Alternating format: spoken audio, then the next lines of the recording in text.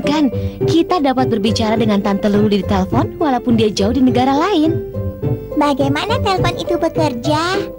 Telepon bekerja dengan mengirimkan suara kita lewat kabel.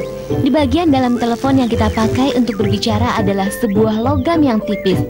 Suaramu membuat logam ini akan bergetar. Lalu apa?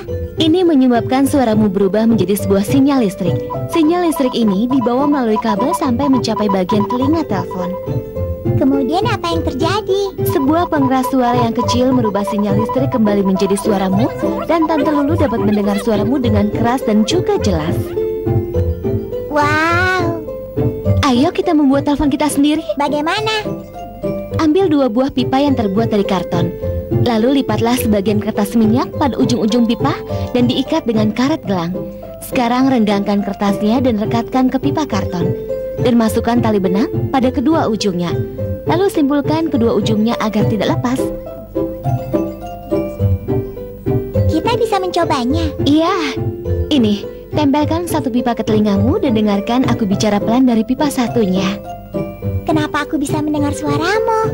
Bunyi suaraku membuat pipa dan benangnya bergetar. Jadi suaraku terdengar olehmu. Wah, hebat. Tapi telepon genggam kan lebih pintar, iya kan? Iya, mereka menggunakan tenaga khusus yang tidak kelihatan yang disebut tenaga gelombang kecil.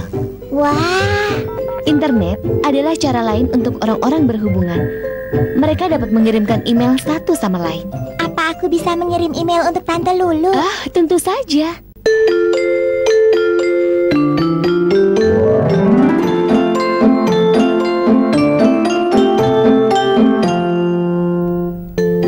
Ini sebuah kartun yang bagus, kan?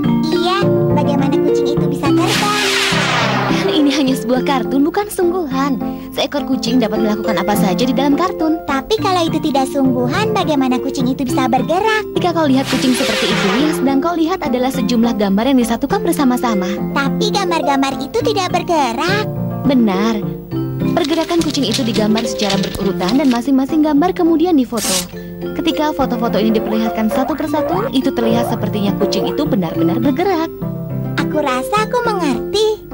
Kalau kau membuat buku kartun, pasti kau akan lebih mengerti. Apa itu buku kartun? Akan aku tunjukkan, aku akan buat kartun kucing. Mari kita membuat gambar yang pertama, lalu geser dia sedikit pada gambar berikutnya, Dan berikutnya, dan berikutnya, dan berikutnya. Akankah aku balik buku kartun kita sekarang sehingga kau dapat melihat kartun kita? Iya.